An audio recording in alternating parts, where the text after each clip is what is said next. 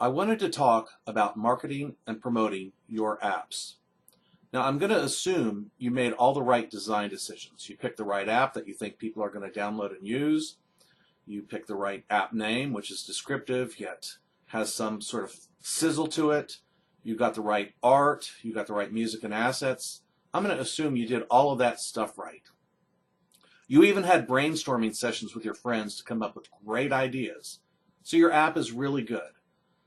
But if you wait until the end and marketing and promoting is an afterthought, you're going to be sorely disappointed. You need to develop your marketing and promotion material throughout the development of the app. The first thing is you're going to need a really good description of your app and what it does. It usually takes me days, if not weeks, to do this. You can't just come in there and bang something out and expect it to be good. Normally, I'll start about 2 weeks before I need it, and I'll visit it every couple of days, and I'll just kind of let it cogitate. And by the time I get back to it, I'm really good, and at the very end of the 2-week process, I have something that I can really be proud of. I am going to suggest that you check out some of the guerrilla marketing material, and there's lots of stuff out there. I can't endorse any one product or any one website, but a lot of it's very, very good.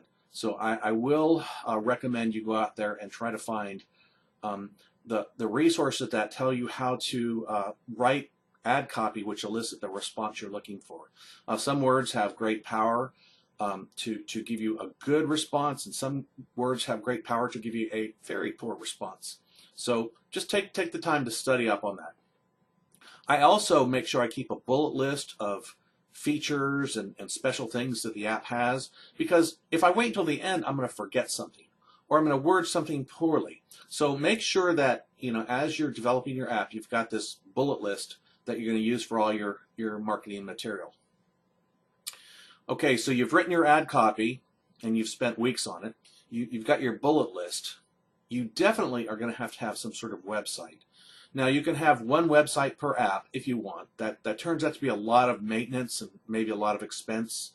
Or you can have one website to support all your apps and maybe have one page per app or something. That's a decision you're going to have to make. Websites are not an expensive proposition. You can get ad-free websites for about $50 a year or so. You can probably even get a better deal than that. I usually go to GoDaddy, and they're not the cheapest, but I like them, and I appreciate the interface that they have. So you're going to have a website. The website will have to include things such as your well-written description, of course, your bullet list, screen captures from your app. Videos are going to be really good, and I'll be talking about YouTube in a minute. You have two choices on the videos. You can either directly put the videos onto your website, or you can just embed a YouTube link. And I normally prefer embedding a YouTube link. But your website has to be fairly crisp and clean. And you don't really even need a fancy website. You just need something.